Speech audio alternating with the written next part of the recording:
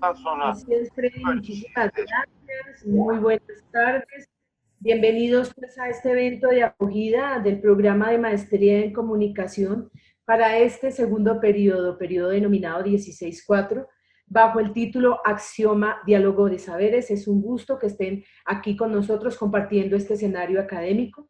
Damos un saludo muy especial a la doctora Marta Viviana Vargas Galindo, ella es la decana de la Escuela de Ciencias Sociales, Artes y Humanidades, al doctor Freddy Rodríguez, líder del programa de maestría en comunicación, al grupo de docentes del programa de la maestría, a estudiantes y demás personal académico. La Universidad Nacional Abierta y a Distancia UNAD cree en el poder restaurador de los valores, la ética, el debate, la concertación y la conciliación. Vamos entonces a dar inicio a este escenario de diálogo con un saludo muy especial de bienvenida de nuestra decana, la doctora Marta Viviana Vargas. Muchísimas gracias, doctora, y adelante. Muchas gracias, Ana Mónica. Un fraternal abrazo unadista para todos y todas, ya más formal, que hace un momento estábamos hablando de manera más informal. Es un gusto para mí saludarles en esta tarde. Asistimos hoy a un escenario donde lo cotidiano nos obliga a vivir en clave de presente, sin más guión que la incertidumbre. A veces sin darnos cuenta nos vamos habituando a un largo silencio, a un paso más lento, incluso a una escala del no hacer o hacer más de lo mismo frenéticamente. Este escenario trae posibilidades, pero también se hace peligroso, pues puede permitirnos un dejarnos llevar. Y en esta práctica a veces se entrega libre albedrío, se depone la singularidad y la disconformidad, en el peor de los casos, se vuelve prescindible. En la tarde de hoy apelo a la disconformidad y celebro la posibilidad de este espacio de disertación, diálogo compartido y sobre todo de tejido y confluencia. Agradezco la apuesta decidida de todo el equipo de la maestría en comunicación en cabeza de su líder, nuestro comunicador Freddy Rodríguez, por hacer posible este sueño llamado Axioma, diálogo de saberes. Espacio cuyo propósito, como su nombre lo indica, es compartir, departir y reflexionar sobre diversos temas relacionados con el campo de la comunicación y otros con las ciencias sociales a nivel general. Agradezco de manera especial al doctor Luis Alfonso Herrera Robles, investigador de la Universidad Autónoma de la Ciudad de Juárez desde México, a nuestras egresadas Gloria Patricia Vélez Ortiz y Lady Astrid Angarita Calderón, a nuestra estudiante Faruk Saman Gómez González Buitrago, quien nos acompañan con sus aportes en la tarde de hoy. Los espacios dialógicos donde confluyen estudiantes siempre me conmocionan, asombran y deleitan, pues nos permiten las más de las veces captar la conexión entre lo sensorial y lo racional. Bienvenidos a este espacio de diálogo y gracias, pero un gracias en sentido náhuatl, es decir, de mi boca con amor. Vamos ahora a dar paso a la intervención del docente del programa de maestría en comunicación, Mauricio Vera, quien también es líder del grupo de investigación Fisura. Adelante, profesor. Gracias, Ana Mónica. Bueno, buenas tardes para todos, ya noches, y buenas tardes en México a Luis Alfonso. Es un gusto pues tener el equipo de la maestría y por supuesto a nuestros estudiantes en este espacio, como lo decía la decana, de diálogo de saberes, ¿cierto? Un espacio donde pretendemos reflexionar precisamente sobre la incertidumbre y las vicisitudes, no solamente tecnológicas, sino pues de orden social que se nos vienen. Para mí es un gusto y un honor, por supuesto, presentar a mi colega y amigo Luis Alfonso Herrera, con quien llevo trabajando ya hace algunos años en la frontera norte entre México y Estados Unidos. Él pues aceptó gustosamente compartir sus experiencias de investigación pues con el equipo de la maestría y con los estudiantes, un poco como provocación para entender el escenario amplio, lo que implica hacer un ejercicio de investigación participativa, un ejercicio de investigación incluyente y de transformación desde las políticas públicas. Luis Alfonso pues es doctor en Ciencia Política y Administración de la Universidad de Barcelona, tiene una maestría en el diseño de políticas públicas y es licenciado en Sociología de la Universidad Autónoma de Ciudad Juárez. Actualmente es el coordinador de planes y programas del Instituto Municipal de Investigación y Planeación, IMIP, de la misma ciudad. Juárez, como ustedes saben, pues es una de las ciudades más importantes del norte de México y de la frontera entre México y Estados Unidos. Luis Alfonso también es colaborador permanente del Centro de Trabajadores Agrícolas Fronterizos de El Paso, Texas. Ahorita seguramente nos contará un poco de eso. Es igualmente parte del grupo de investigación o cuerpo académico, como se denomina en México, número 56, con énfasis en globalización ciudadana y democracia. Ha sido jefe del Departamento de Ciencias Sociales de la UACJ, es investigador permanente de la misma universidad, igual del Colegio de Chihuahua. Tiene, pues, entre múltiples publicaciones, pues las más destacadas, Memorias de Braceros, Olvido y Abandono en el Norte de México, La Sociedad del Abandono, ensayos sobre la vigilancia anticipada en las sociedades contemporáneas, y El desgobierno de la ciudad y la política del abandono, miradas desde la frontera norte de México. No sobra decir que es un estudioso de la frontera muy reconocido, tanto en México como por fuera de México, y parte de la experiencia que hoy nos va a compartir tiene que ver cómo transformar también, digamos, en la complejidad que implica estar situado al lado pues de los Estados Unidos, ¿cierto? Una ciudad, digamos, que vive esa tensión permanente de frontera, y también pues nos va a compartir su experiencia de transformación y diseño de política pública en el espacio de renovación urbana que hoy está pues él liderando en Ciudad Juárez. Entonces, Poncho, cariñosamente como le decimos, bienvenido, nuestra gratitud por la deferencia tuya de acompañarnos en este espacio, y bueno, seguramente va a ser muy provechoso para todos. Gracias, muchas gracias, Mauricio, por la invitación, muchas gracias por la presentación, y bueno, espero que lo que diga sea, además de útil y que sea satisfactorio, pueda ayudarnos a hacer este diálogo de saberes, como mencionaban al inicio. Saludo a todos los que nos están acompañando de la UNAD, a los estudiantes, a los maestrantes del posgrado, y que bueno, hoy en día desde las ciencias sociales y las humanidades necesitamos profesionales pues que estén dedicados a 100% al estudio, a la investigación en cada uno de sus campos, en este caso al tema de la comunicación, que es de vital importancia para dar información fidedigna en una era de las fake news y de la desinformación. En esta era de la desinformación, pues tendríamos que repensar las viejas formas tradicionales y nuevas de comunicarnos. Bueno, yo celebro que podamos estar con nosotros en este diálogo, en esta ecología de saberes, como mencionaba Boaventura de Sousa en algunos de sus textos.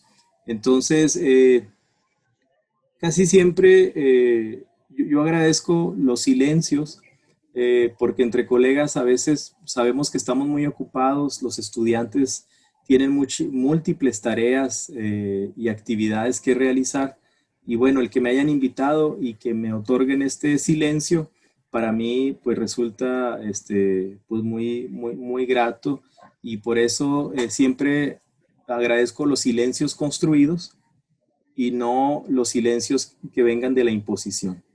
Esa sería una gran diferencia. Muchas veces en algunos países, en algunos espacios urbanos, que es lo que yo estoy trabajando, la gente guarda silencio o calla ante el miedo, ante el temor. Entonces ahí encontramos silencios impuestos. Pero ahora que estamos compartiendo, este es un silencio construido, es un silencio compartido, y les agradezco que me escuchen, y que espero que lo que diga resulte interesante. Bueno, pues yo quiero empezar planteando un escenario en términos contemporáneos general, de lo que desde mi punto de vista, desde mi corpopolítica del conocimiento, desde mi geopolítica del conocimiento, que tiene que ver con mi condición fronteriza, con mi condición de ser fronterizo, es decir, de mi pensamiento situado desde donde hablo, compartiendo una frontera de 3.200 kilómetros con los Estados Unidos, y con prácticamente estados como Arizona, Nuevo México, Texas y en lo que refiere a los Estados Unidos y por supuesto el lado de California. Y por el lado fronterizo, todas las asimetrías, no solamente de poder, sino asimetrías urbanas, asimetrías económicas que guarda la frontera del norte de México con respecto al sur de los Estados Unidos.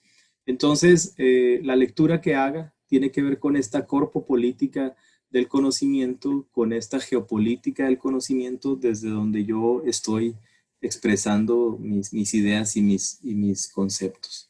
Entonces, creo que a lo que estamos asistiendo el día de hoy es a una policrisis, así se le ha dado a llamar, a una multiplicidad de crisis que tienen como característica central la simultaneidad. Estamos enfrentando, además de una crisis de salud por el tema del COVID-19, no solamente en América Latina y el Caribe, sino en el resto del mundo, tenemos noticias de las condiciones a las que está expuesta la población en términos de salud, pero también por el confinamiento social y el distanciamiento y todas las normas a las que son expuestas por parte de los estados, algunos más moderados, otros mucho más extremos, y que además de esta crisis de salud ya veníamos cargando con algunas crisis económicas a nivel global. Y aparte teníamos crisis de las instituciones, y creo que esto lo podemos compartir a nivel latinoamericano. Muchas de nuestras instituciones que emanaban de los estados liberales y de las democracias liberales, de esas democracias representativas, han empezado a entrar en franco desgaste. Ya no están cumpliendo la función central de la representatividad y mucho menos de la participación ciudadana.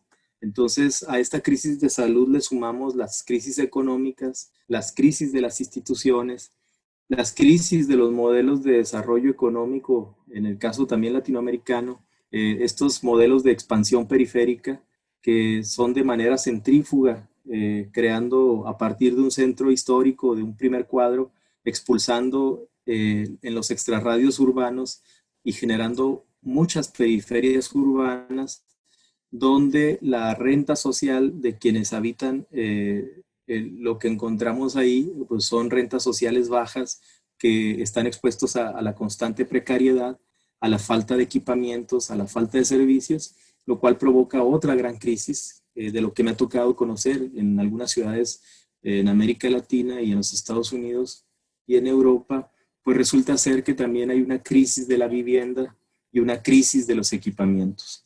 Entonces, pues bastaría también sumar la crisis medioambiental.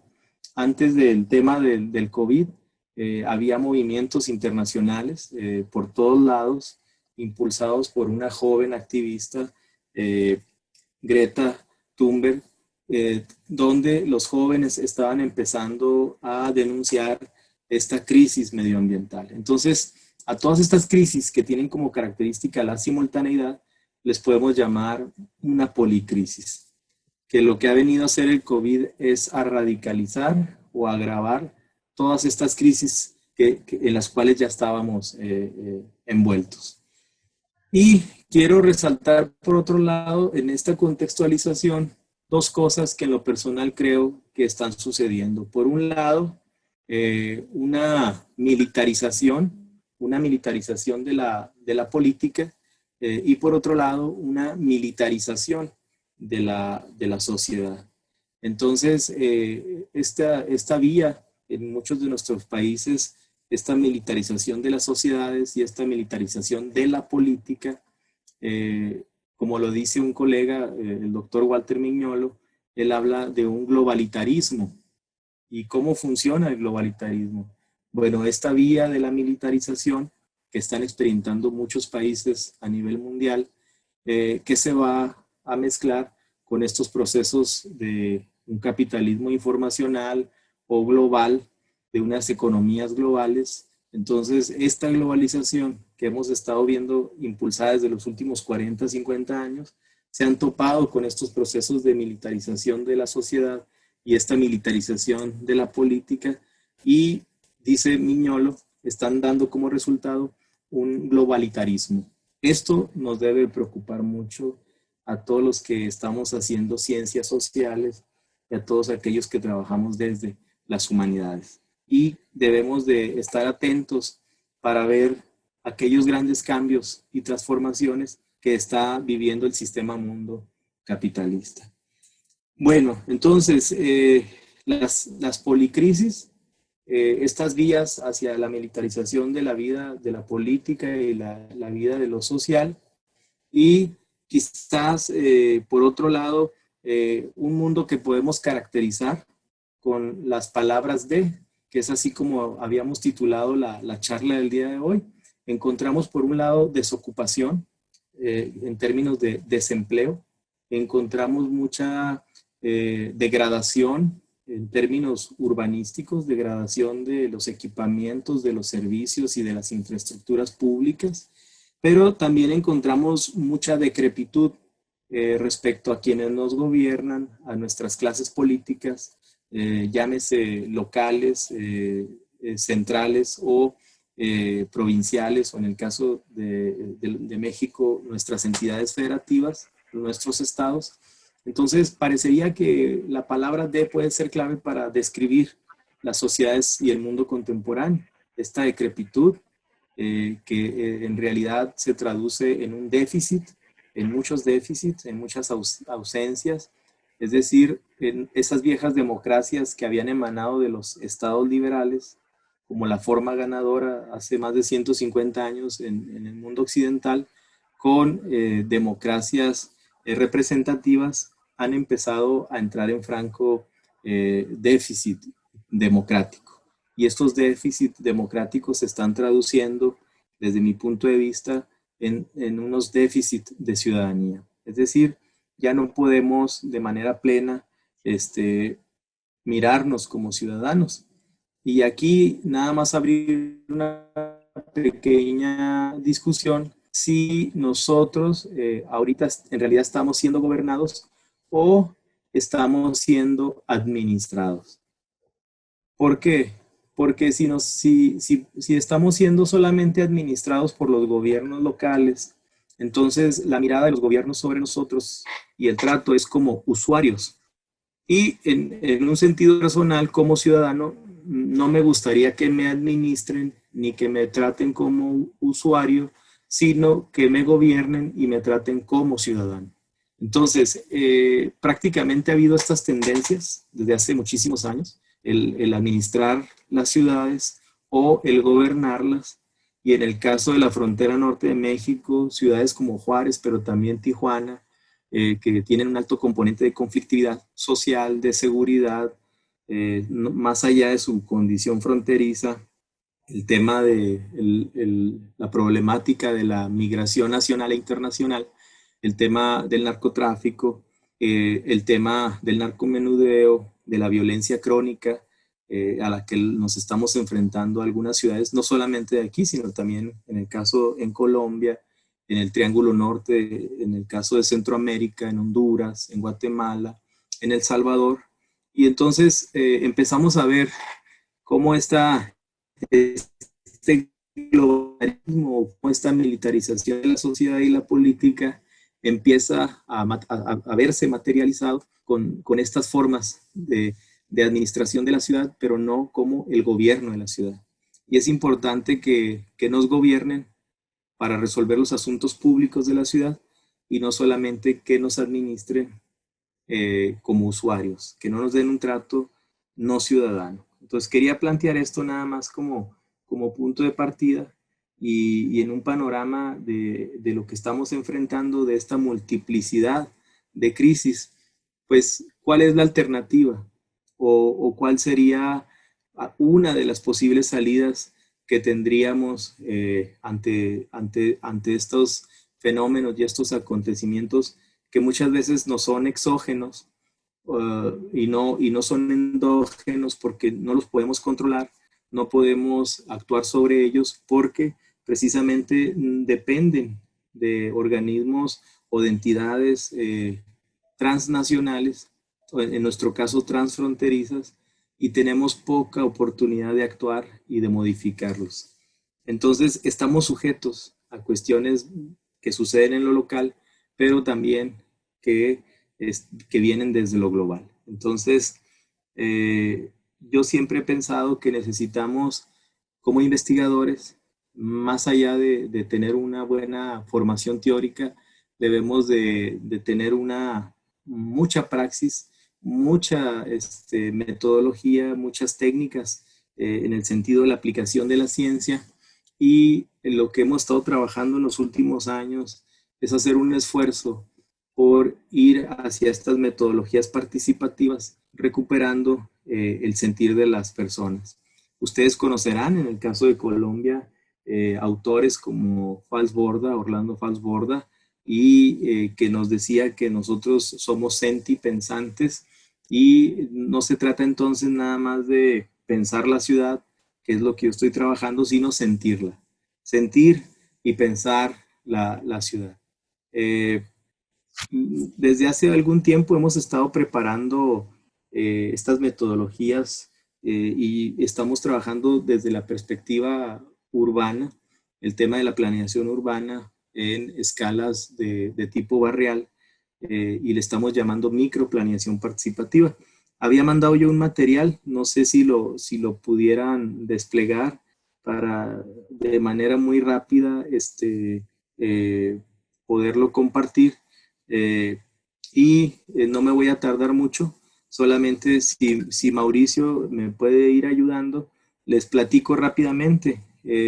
Frente a todo lo que estamos viviendo, creo que tenemos el compromiso social como investigadores, como cientistas, de impactar en la población y de coadyuvar a que la gente de alguna manera lleve de mejor manera la vida en los barrios, en las colonias, sobre todo en aquellas que están pauperizadas y que están sometidas a degradación, a procesos de mucho desgaste, de mucho desempleo y de muchos procesos, externalidades negativas que afectan la vida cotidiana de las personas. Bueno, esto es un plan que pensamos unos compañeros y yo en el Instituto Municipal de Investigación y Planeación. Es un plan de renovación y recuperación urbana de los 7 barrios históricos acá en Ciudad Juárez, en nuestra fronteriza Ciudad Juárez. Y bueno, si me ayuda Mauricio, les explico rápidamente en qué consiste este plan de renovación y recuperación. Pues en realidad es un plan de barrios, es un instrumento de intervención, de actuación urbana que quiere recuperar estos viejos barrios donde se encuentra buena parte de la memoria histórica, del patrimonio histórico de nuestra ciudad, pero hacerlo desde la planeación participativa, de estos urbanismos participativos, de estos urbanismos ciudadanos, porque el equipo con el que estamos trabajando no concebimos otra manera de hacer urbanismo que no sea un urbanismo ciudadano, un urbanismo participativo. Si me ayudas, les comento en la siguiente slide lo que estamos viendo para que ustedes se puedan ubicar. La franja que está al norte, donde aparece este polígono en color azul donde dice Bella Vista. Este es uno de los viejos barrios históricos, el centro histórico en color más mostaza, el monumento, el barrial, la colonia Exhipódromo, la colonia Chaveña y la colonia Obrera. Les explico rápidamente lo que se ve arriba en la parte norte del centro y de la Bella Vista es la frontera. Ya del otro lado son los Estados Unidos, es El Paso, Texas. Tenemos unos cuantos metros en el río Bravo que nos separan en esa parte en la que se está apuntando. Entonces, si se fijan, hay una relación intrínseca con la vida de los Estados Unidos. Entonces, estas zonas que llamamos pericentrales son zonas muy viejas que tienen desde finales del siglo XIX se van a hacer los fundos legales y asentamientos de estos viejos barrios por la llegada del ferrocarril, del ferrocarril central mexicano, que va a conectar hacia el norte con la frontera en el sur de los Estados Unidos, y eso va a provocar que se empiecen a asentar migrantes de varias nacionalidades, chinos, japoneses, sirios, turcos, y italianos, y bueno, también mexicanos y compañeros que venían del centro y sur República Mexicana, a conformar todos estos barrios históricos que se van a enriquecer con toda esta diversidad cultural. Y al día de hoy, pues son barrios que se han empezado a quedar precarios y que si bien siguen funcionando y siendo una centralidad histórica, han perdido mucho de su fuerza, porque aquí se daba el comercio, los servicios, sobre todo el comercio intensivo. Todavía el centro sigue funcionando como un articulador de la vida entre el oriente y el poniente de nuestra ciudad. Si me ayudas, Mauricio, por favor. Nada más, aquí estamos rápidamente vinculando todo el proyecto a los objetivos generales y a los objetivos del desarrollo sostenible, desde el primero, que es la erradicación de la pobreza, hasta los que tienen que ver con el cuidado del medio ambiente. Y en la siguiente slide, lo que estamos mostrando así son las estrategias metodológicas. Estamos usando microplaneación participativa, son metodologías participativas de investigación y acción. Eso lo tomamos mucho también del maestro Falsborda. Hemos aprendido mucho de los colegas de toda esta escuela y corriente de pensamiento en Colombia. Hacemos mucha observación participante, realizamos entrevistas a profundidad, después de hacer un mapeo de actores, líderes sociales, religiosos, políticos, comunitarios, en fin, conectores sociales que conozcan la vida del entramado de los barrios. Hacemos talleres participativos, realizamos cartografías significantes, que son algunas técnicas de antropología urbana, y realizamos varios tipos de recorridos. Iniciamos con un recorrido de reconocimiento, posteriormente hacemos recorridos sensoriales, que es donde entramos en contacto con la población, para posteriormente hacer recorridos o marchas patrimoniales, que también llamamos Imaginando un Futuro. En la siguiente es la misma información organizada como un poco de manera cronológica, o sea, en orden cronológico de cómo hacemos la intervención. Y dentro de estas actividades metodológicas seleccionamos los barrios, que ya los teníamos previamente, estos 7 barrios históricos. Hacemos un diagnóstico estadístico con colegas de economistas y demógrafos del instituto, que de manera muy profesional nos hacen un paquete estadístico general de población, años de escolaridad, incidencia delictiva. Tenemos la incidencia delictiva de cada barrio de los 10 últimos años a la fecha. Y cuando ya tenemos un diagnóstico y un aproximado, un approach de lo que es cada uno de estos barrios, qué podemos encontrar ahí, entonces vamos a hacer los recorridos de reconocimiento, que es el conocimiento de la zona física, es la visita física, y ver cuáles son las condiciones actuales o el momento urbano que guardan los barrios. Hacemos los levantamientos de usos de suelo, tardamos algunas semanas en cada barrio, hemos tardado hasta meses. Regresamos después a hacer los recorridos de tipo sensorial, que es cuando ya entramos en contacto con población. Antes no entramos en contacto con población. Es hasta los recorridos sensoriales, donde identificamos actores claves y empezamos a hacer algunas entrevistas a algunos vecinos, y posteriormente pasamos a dejar publicidad, flyers, para invitarlos a nuestros talleres de planeación participativa, y ahí vamos a tratar de identificar las problemáticas y las soluciones con niños, con adultos mayores, con jóvenes. Y finalmente cerramos con los recorridos patrimoniales comunitarios y regresamos a la oficina para, después de haber recogido toda esta información, elaborar los planes de actuación y los proyectos arquitectónicos ejecutivos. La siguiente, bueno, pues todos sabemos, quizás como investigadores sociales, la importancia de la planeación participativa. Trata de mejorar las condiciones de vida de las personas, sobre todo su calidad, sus niveles de bienestar, saber de manera directa cuáles son sus necesidades, y en orden prioritario por ejemplo, del 1 al 10 líneas de acción que vayamos a seleccionar, que ellos sean los que digan cuáles son y cuáles son las que requieren primero por parte de las autoridades. Y se invita a la población de manera directa y activa a participar con nosotros. No pensamos hacer planes de actuación desde una oficina, desde un escritorio, en la comodidad de un sistema de refrigeración o calefacción, con sombra, sino que asumimos el compromiso, tardamos más de 11 meses haciendo recorridos y hemos llevado toda esta parte del año prácticamente hasta antes de la pandemia, digitalizando, sistematizando, organizando y haciendo ya los documentos ejecutivos. La siguiente, Mauricio, por favor. Bueno, entonces encontramos características diagnósticas. Ahorita estamos en estos 7 barrios hablando de una población de casi 29,000 habitantes. Tenemos el equipamiento, 61 instituciones educativas, 13 de salud. Tenemos 2.004 delitos registrados del 2010 al 16 antes de salir nosotros a investigación a campo. Tenemos la conformación poblacional con un 50.10 de varones y 49.90 de mujeres. Y como ustedes pueden ver, según Naciones Unidas nos pide prácticamente 16 metros cuadrados por área verde y en estas colonias traemos 2.19, o sea, traemos muy por debajo, traemos un déficit en área verde para la población.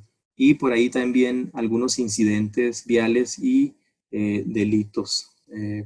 Bueno, aquí les puse algunos ejemplos en la siguiente sobre la Colonia Obrera, que es una de los barrios históricos al sur de la zona pericentral.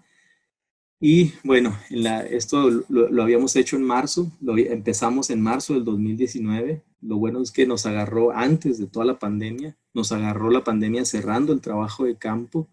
En la siguiente, lo que hacemos es hacer la colonia ya en lo particular, que mide 24 hectáreas, tiene 2.500, casi 2.600 habitantes y solamente cuenta con un equipamiento escolar y no hay ningún otro tipo de equipamiento público. Ahí tenemos muchos déficits de servicios y de infraestructuras. En el siguiente, por favor. Aquí me voy a ir un poquito más rápido, solamente quiero mostrar los recorridos de reconocimiento. Hacemos los levantamientos de usos de suelo. Así como esta imagen, vamos a encontrar degradadas todas estas colonias. Nosotros usamos un protocolo de seguridad. ¿Por qué? Porque aquí hay mucha incidencia delictiva. Una parte de los homicidios que han estado sucediendo en la ciudad se han estado dando en estos viejos barrios históricos. Hay mucha incidencia delictiva y entonces tenemos que usar pues todos los protocolos que tenemos al alcance pues para resguardar al equipo de trabajo, porque nos acompañan muchos estudiantes de la Universidad Autónoma de Ciudad Juárez y algunos de maestría del Colegio de la Frontera Norte y llevamos bajo resguardo a estos estudiantes. La siguiente, les puse algunos ejemplos de los recorridos sensoriales. Hacemos visitas de casa por casa, habitación, platicamos, tocamos para que salgan los vecinos, nos presentamos, es mucha política de convencimiento, convocamos con estos pósters o carteles que colocamos en las esquinas, en las tienditas, en los abarrotes de barrio o en los pocos establecimientos públicos o en los árboles, incluso a veces, y luego pasamos a recogerlos para que la gente se dé cuenta que vamos a tener el taller participativo. En la siguiente, estos son recorridos sensoriales que estuvimos haciendo en los barrios. Después pasamos y tenemos nuestros talleres de planeación participativa. Identificamos con cartografía, usamos mucha herramienta cartográfica. La gente, los adultos trabajan de manera colectiva, los niños trabajan de manera individual.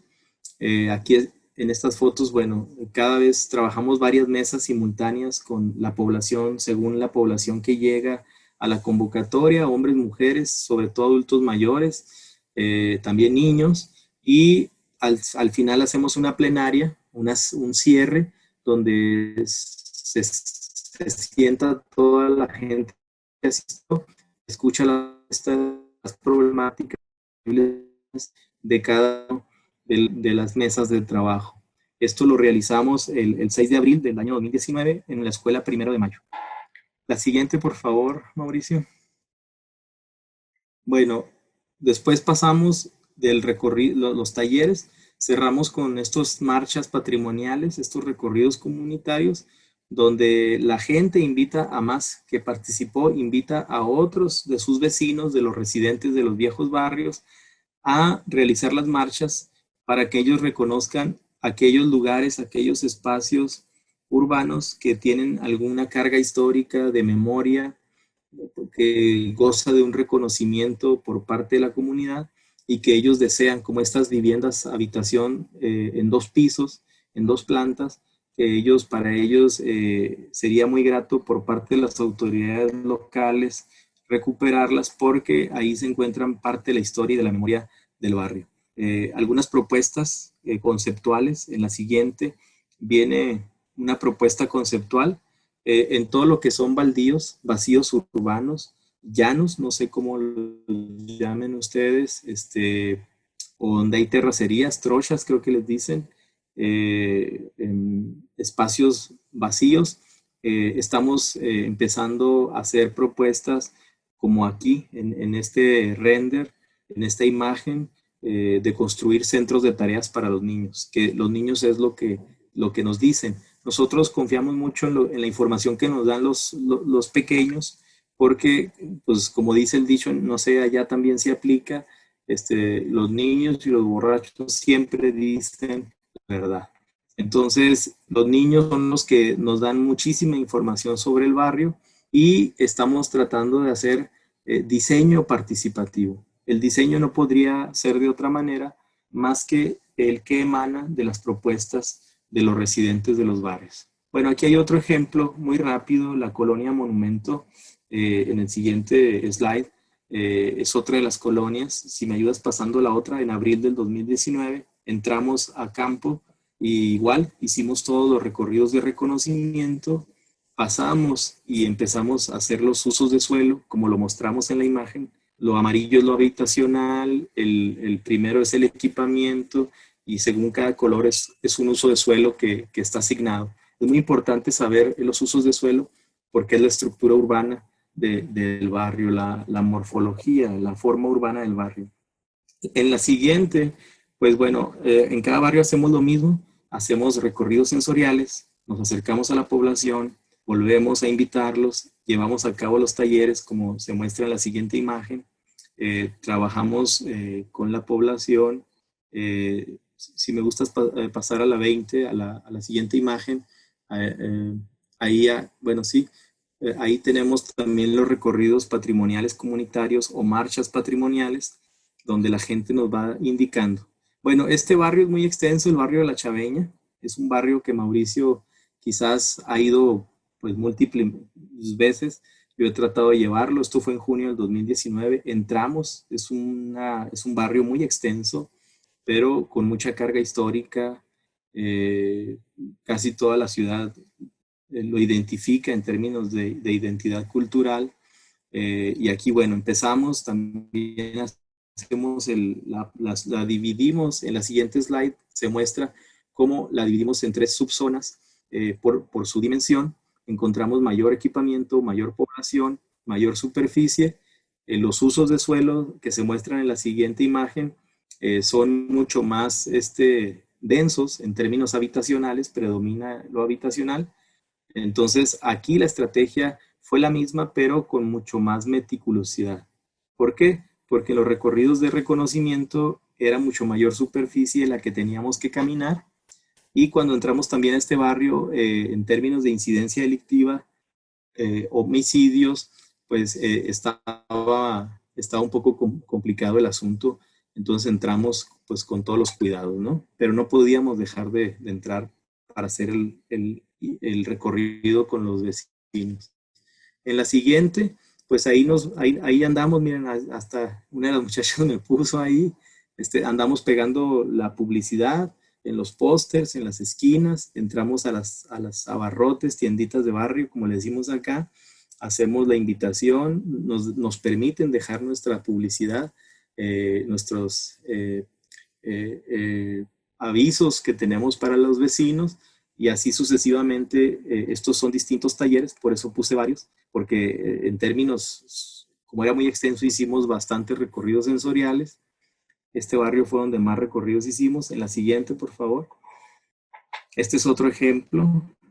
En la siguiente, llevamos ya con los talleres de planeación positiva. Siempre buscamos lugares seguros. Tuvimos que hablar con toda la de equipamientos escolares para tener un ambiente seguro para la población.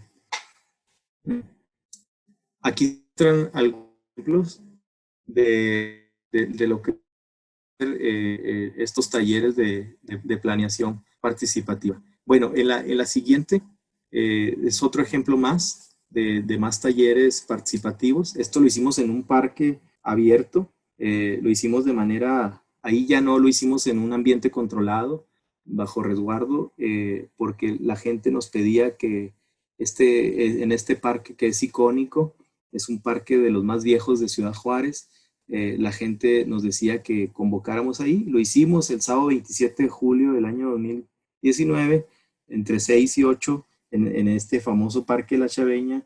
Ahí nos reunimos con la población. Y bueno, después del taller participativo empezamos a hacer estas matrices, estos vaciados de resultados preliminares, y en orden de importancia, como ustedes pueden ver, pues sale el tema de la inseguridad. La gente nos dice sobre casas abandonadas, vivienda abandonada, baldíos, escombro, basura, fincas abandonadas o tapias, como les decimos acá, vecindades que son formatos de vivienda muy vieja, de construcciones muy antiguas, en malas condiciones, falta de seguridad y vigilancia, asaltos, inseguridad, delincuencia, asesinatos, bebidas alcohólicas, consumo de drogas, bueno, robos a casa, habitación. Y luego la siguiente, bueno, después de la inseguridad, los temas de infraestructura. En la siguiente, los temas de servicios públicos. Después nos salió el tema de la movilidad, de la conectividad y de la movilidad urbana. Y finalmente, la gente nos decía la falta de equipamiento y las problemáticas sociales entre vecinos. Nosotros, cuando regresamos a oficina, lo que hacemos es, en la siguiente, hacemos las cartografías de la síntesis de la problemática.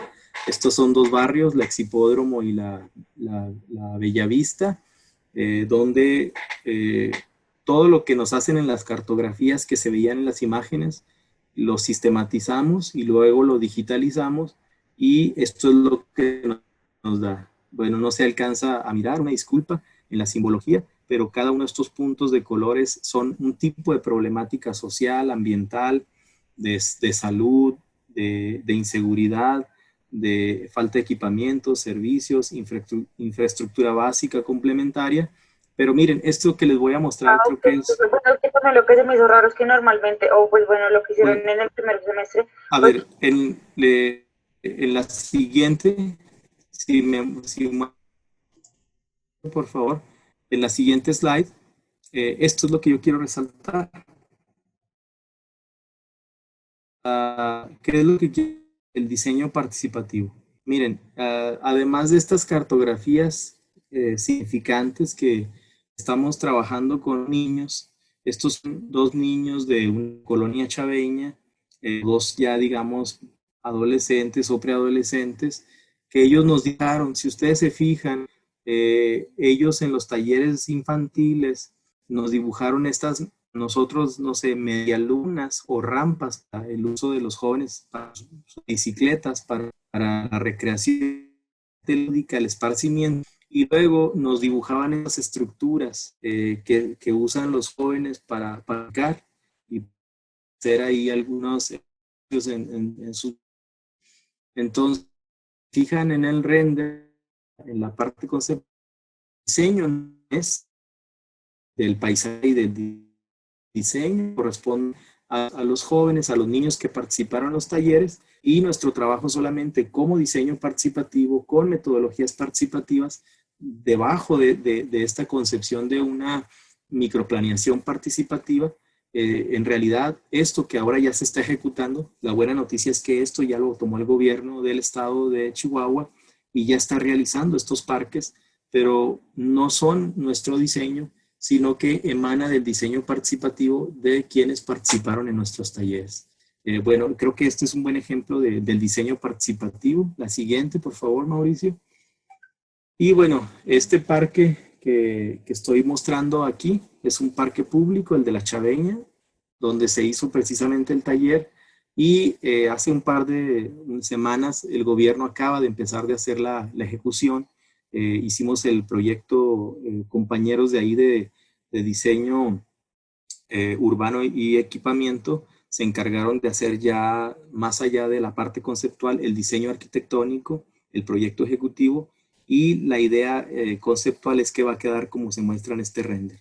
Y se van a intervenir también las vialidades que colindan directamente con el área verde.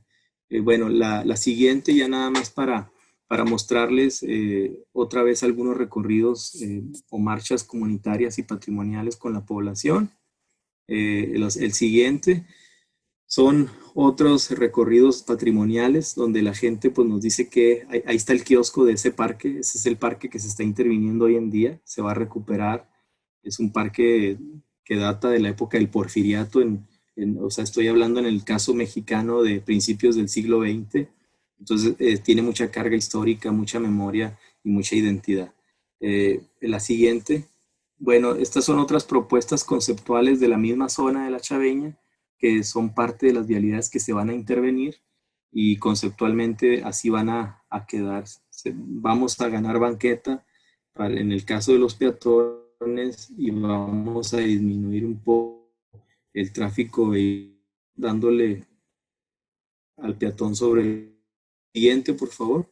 Esto ya es una perspectiva más del kiosco, por favor. La siguiente, un centro común, la ilustración. Este es la planta conceptual de la zona que se va, una pequeña zona de que se va a intervenir. Y las siguientes ya son nada más algunas fotografías. Si gustas, nada más pasar así rápido, compartirlas. Estos son los talleres ahí en ese parque de La Chaveña. Empezábamos temprano, terminábamos noche, ahí en La Chaveña. Estos también de la misma colonia, con niños, con adultos, y las últimas, ahí, bueno, cuando empezábamos los recorridos con los muchachos, y finalmente, pues un reconocimiento a todos mis compañeros. Faltaron más, somos más, somos con los estudiantes. No hubiera sido imposible terminar la labor, sobre todo la parte conceptual. Y bueno, estos son algunos de los compañeros durante los recorridos de reconocimiento. Y bueno, pues yo no sé si hay preguntas. Quería mostrar la parte teórica, pero sobre todo que no nos debemos de quedar pensando el mundo, sino actuar en él. No sé qué más pudiéramos comentar. Muchas gracias. Muchas gracias, Poncho, por la presentación. Y bueno, de mi parte, pues un mensaje claro en el sentido de investigar es juntarse, investigar es crear, ¿cierto? Ahí te vemos pues inmerso en la realidad que estás investigando, y eso es muy importante pues para los estudiantes que van a arrancar o están en sus proyectos de investigación. Entonces ya pues Ana Mónica, ya continuarías para si hay preguntas de los estudiantes. Sí es, Mauricio, muchísimas gracias pues al doctor Luis Alfonso Herrera Robles por esta hermosa experiencia significativa que definitivamente vincula a la comunidad en un trabajo para gestionar procesos y lograr cambios significativos. No sé si alguien quiera o tenga alguna duda o realizar alguna pregunta. Veo pues que en el chat dan las gracias por este ejercicio académico, pero no sé si alguien tenga alguna inquietud. Buenas noches, doctor Herrera, muchas gracias pues por esta tan ilustrativa experiencia. Buenas noches. Para todos, buenas noches. Mira, básicamente quería hacerte una pregunta con respecto al trabajo realizado. Digamos, anotas que considero muy importante el hecho de que la investigación apunta ante todo a actuar en las problemáticas sociales. Entonces quería preguntar si un límite de ello es influir en las políticas públicas o si hay un actuar más allá de ellas. Esa es mi inquietud. Muchas gracias. No, gracias por la pregunta.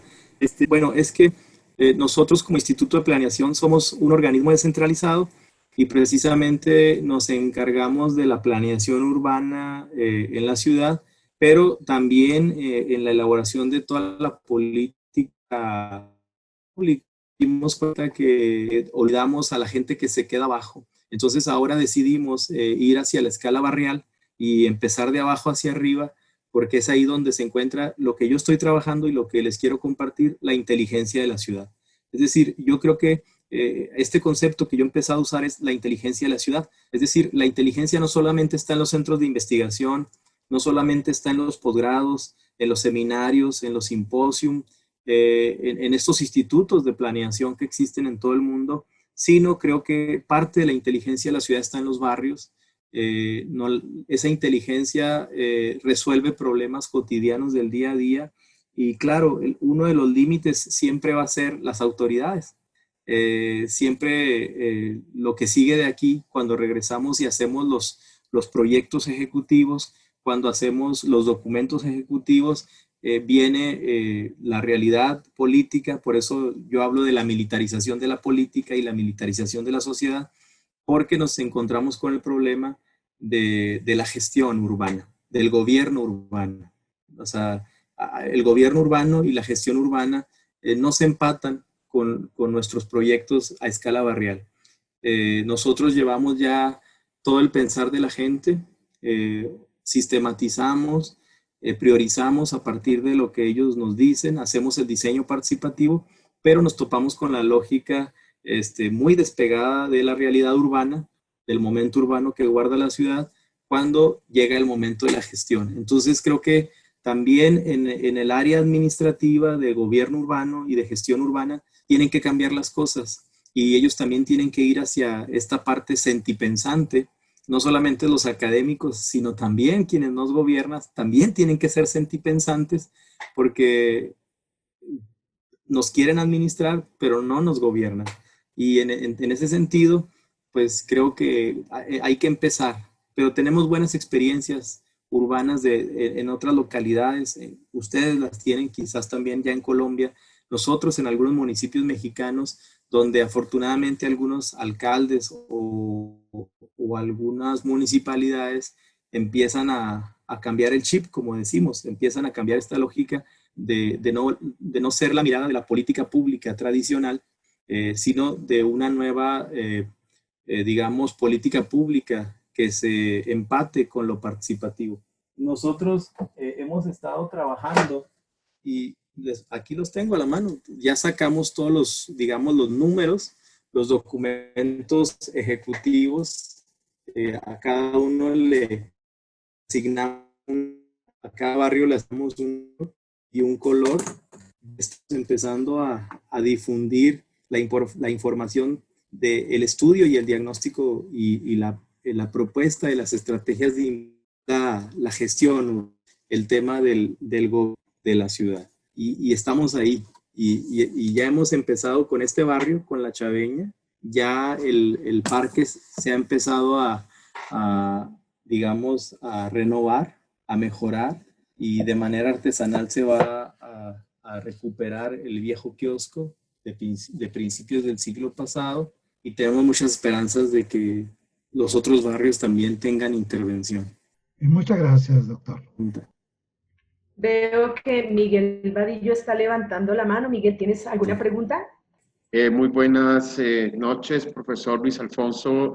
Pues primero que todo felicitarlo porque me parece un trabajo que integra muchas cosas, es decir, la capacidad de esa lectura de territorio, esos modelos participativos, creo que los celebro muchísimo que se articulen, digamos, a esos procesos de planificación que están llevando ustedes y de gestión, porque creo que Latinoamérica tiene una tradición muy bonita y muy especial de lo que es esa capacidad de recuperar las historias, la realidad de las personas, y no solamente desde los elementos de datos, sino desde las personas como tal. Escuchándolo usted, hay un documento que escribió Jesús Martín Barbero, donde él dice que los grandes elementos de resistencia popular en Latinoamérica está en lo que sucede en los barrios. Y él decía que uno de los elementos fundamentales era la cultura popular, y entre ellos colocaba, me acuerdo que hacía un relato muy interesante de lo que es el chisme. Yo en México, ¿cómo le recuerdan el chisme? Que decía que ese era tal vez de los elementos de comunicación y de generación de tejido y de hilo social en los barrios muy poderoso. Entonces, recordaba esa parte. Mi consulta va hacia lo siguiente. Usted habla sobre el tema de como microciudades en los barrios, o sea, como microestructuras que se organizan en los barrios. Habla de crisis de muchos aspectos, y dentro de ellos, pues, sabemos que estamos en este tema de la crisis de la ciudadanía. ¿Qué han encontrado ustedes sobre eso? O sea, ese ciudadano que está allí en un barrio, que de pronto convive con unas personas que están en unos elementos de cultura, de costumbres. Es decir, podríamos estar pensando que hay como especie de microciudadanos en esos sectores. Me gustaría de pronto sobre esa parte que han podido detectar. Muchas gracias y muchas felicitaciones por el trabajo. Bueno, pues nosotros respetamos mucho los trabajos de Barbero. Como ustedes saben, pues prácticamente también lo hemos ya acogido como mexicano. He tenido la oportunidad de escucharle y de hacer de leer algunos de sus textos, y bueno, sí comparto. Y también sí es el chisme, es también el tema de la picardía, en este caso el mexicano, pero que también es muy latinoamericano. Y sí, también se teje como una urdimbre, o sea, teje relaciones, teje intercambios, también teje interdependencias, y encontramos ahí una multiplicidad de acciones y de relaciones y de interaccionismos muy simbólicos dentro del barrio. Y pues tenemos una tarea, pues en realidad muy fuerte, porque lo que hicimos fue conformar un equipo multidisciplinario donde participan colegas economistas, demógrafos, cartógrafos, topógrafos. En mi caso soy sociólogo urbano, pero también nos acompañamos de los arquitectos, los ingenieros, los paisajistas, y entonces cada uno empezamos a tratar de hacer y de resolver y de hacer una lectura de todos estos entramados que mencionabas, que llegamos con algunos presupuestos teóricos, con algunas premisas teóricas antes de entrar al barrio. Llegamos con estos diagnósticos que tratamos de hacer muy elaborados con la mejor de la estadística que podemos pedir, la más actualizada de nuestro Instituto Nacional de Estadística, Geografía e Informática, el INEGI, como el DANE, o no recuerdo cómo le dicen en Colombia. Y pero aún así, cuando uno llega, se desmontan todos estos presupuestos teóricos, todas estas premisas, y entonces nos enfrentamos a la realidad urbana, a esa realidad del barrio. Y lo que me ha sucedido a mí es que, digamos, esta inteligencia, esta construcción académica de las ideas, del pensamiento, se topa con esta inteligencia del barrio. ¿Cómo resuelven sus problemas frente a los robos, frente a la inseguridad? Cómo las redes de cooperación y solidaridad, estas viejas estructuras comunitarias que han estado muy golpeadas por la incidencia delictiva, se siguen conservando. Hay que trabajar. Yo siempre le digo al equipo de trabajo que no hay que ir a trabajar donde ya hay sociedad civil organizada, sino que hay que ir a donde hay sociedad desorganizada y tratar de dejar algo de estructura comunitaria, construir estructura comunitaria, y que ellos sepan autogestionar sus problemas y sepan autoorganizarse. Nosotros nada más ponemos un poquito de acompañamiento y de apoyo, y obviamente tratar de llevar a buen puerto y a conclusión estos proyectos ejecutivos para que incidan. Estamos pensando en centros comunitarios, en museos de sitios, en centros de tareas, estamos pensando en espacios públicos, en parques que le llamamos de bolsillo por su dimensión, en parques de escala ya más mediana, con lugares para la recreación, el esparcimiento, el ejercicio. Es decir, estamos pensando lo que la gente nos está diciendo que quiere y en dónde lo quiere. Entonces, también realizamos un diagnóstico muy fuerte en la zona periurbana, en la periferia urbana de la ciudad, que también tiene muchas problemáticas y una alta conflictividad. Nos fue muy difícil entrar a estos barrios, a estas colonias del suroriente de Ciudad Juárez, por el tema de la conflictividad y la incidencia delictiva, pero tomamos la decisión de hacerlo, de asumir riesgos en momentos muy álgidos que está viviendo aquí la frontera norte, y creemos que tenemos un compromiso social como investigadores de no abandonar estas poblaciones y de que estamos obligados como cientistas de saber qué está pasando ahí, qué hay ahí para poder incidir con datos en la buena toma de decisiones públicas. No sé si por ahí hay alguna otra pregunta. Y creo mucho en la ecología de saberes, como dice de Sousa, ¿no? En este conjunto de saberes que hay de abajo hacia arriba, sobre todo, no de arriba hacia abajo, sino de llegar a imponer, sino de aprender de la población. Así es, tenemos otra pregunta del maestrante Faruk. Adelante, Faruk. Buenas noches a todos, es un placer estar aquí en este escenario y primero permítame, doctor Luis Alfonso Herrera, agradecerle profundamente sus palabras y su disertación. Llegó un momento en que yo no sabía si realmente usted estaba hablando de México o de Ciudad Juárez o estaba hablando de Colombia. Yo creo que nuestras realidades pareciera ser que todo lo que esté al sur del río Bravo hasta la Argentina tienen tantas similitudes que bueno, tenían toda la razón nuestros padres fundadores al hablar de que era una gran nación latinoamericana.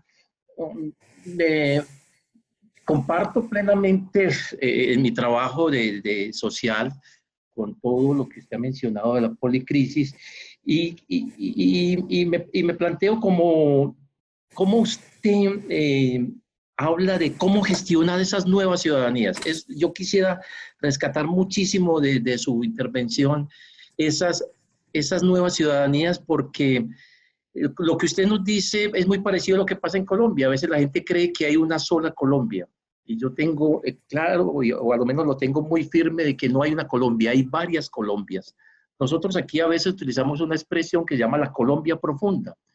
Y oyéndolo a usted, habla usted de esa región que pareciera ser no la ciudad del Distrito Federal, no las ciudades turísticas que tiene y hermosas y que he tenido el gran placer de compartir muchas veces en su territorio, pero no conozco Ciudad Juárez, no conozco esa realidad, pero conozco otros sitios donde no hay un solo México, sino que hay varios Méxicos, hay muchos Méxicos. Y ahí me parece que usted nos ha planteado y nos ha llevado un poco de la mano a ver cómo ese urbanismo participativo, ese diseño participativo, es de cierta manera las nuevas formas de hacer revolución.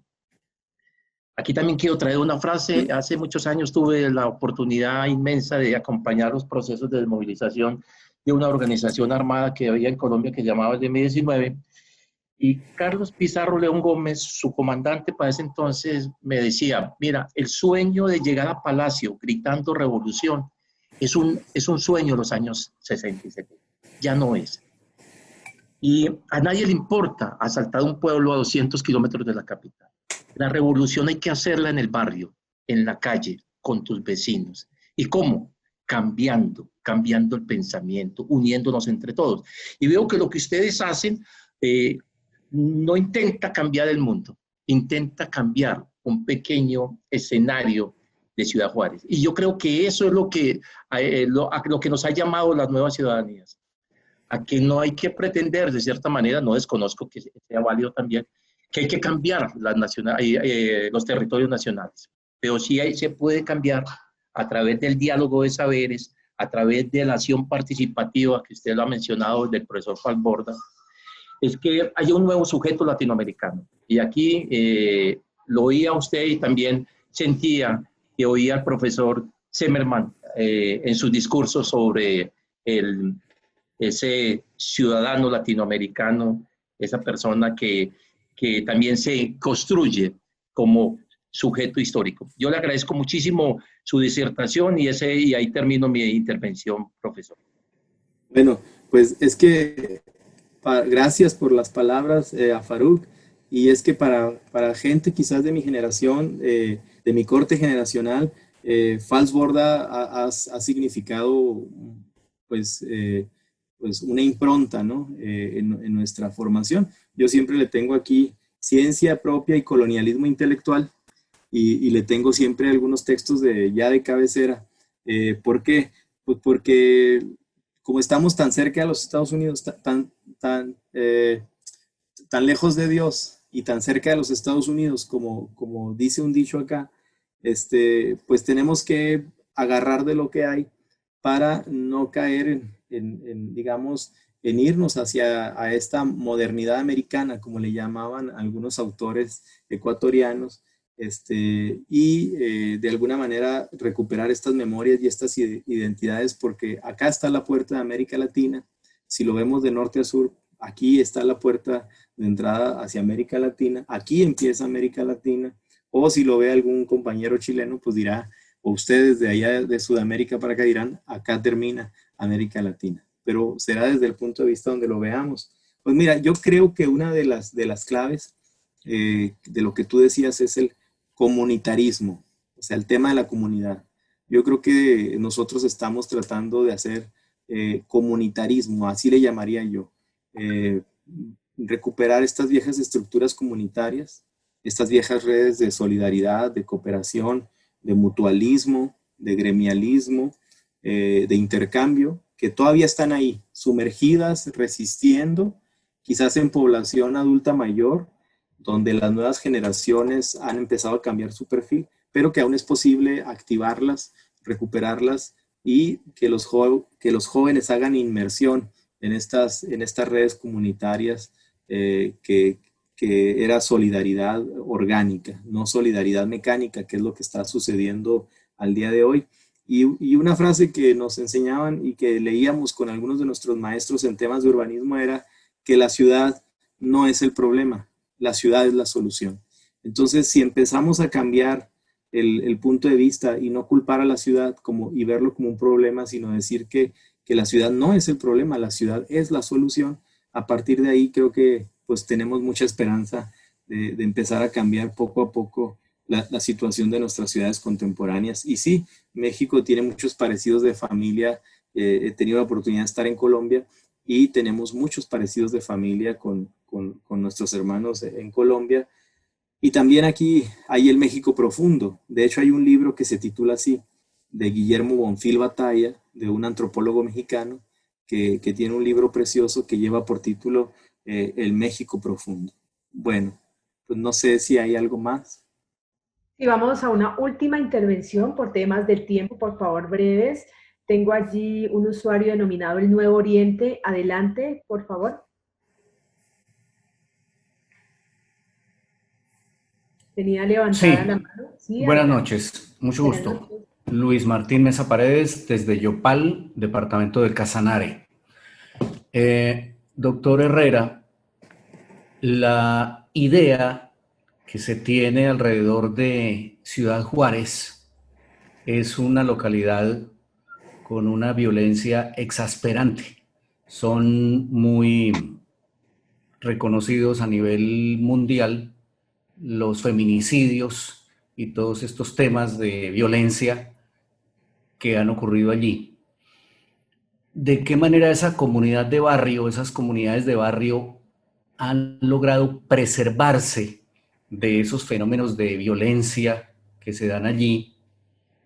y de qué forma la investigación que ustedes desarrollaron o ese proceso de fortalecimiento del patrimonio urbano ha, digamos, como cohabitado, coexistido de una manera segura para las comunidades con ese entorno de violencia que lamentablemente hace de Ciudad Juárez una provincia o una ciudad que siempre se mire con un especial recelo a propósito de todos esos temas que de cuando en cuando registran los medios de comunicación. Muchas gracias y muy admirable el trabajo que se realiza, que vienen realizando ustedes. Muchísimas gracias.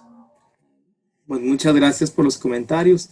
De manera breve, bueno, yo creo que han logrado resistir estas comunidades barriales gracias a lo que decía ahorita, a que su tipo de solidaridad es orgánica, no es de tipo mecánica, y hay un reconocimiento en el tiempo muy prolongado, sobre todo porque son barrios ya que se han ido envejeciendo, donde la pirámide poblacional ha ido sufriendo muchos cambios drásticos, hay pocas parejas jóvenes, no hay muchos niños, de hecho los planteles escolares que hay tienen una baja matrícula en los niveles de elemental o básico, como llamamos primario y secundario, y la forma, pues el tema del feminicidio, el tema de los homicidios, del narcotráfico, pues la gente le llamamos política de resguardo, o sea, la gente ha aprendido a convivir desgraciadamente o a coexistir, como lo decías tú,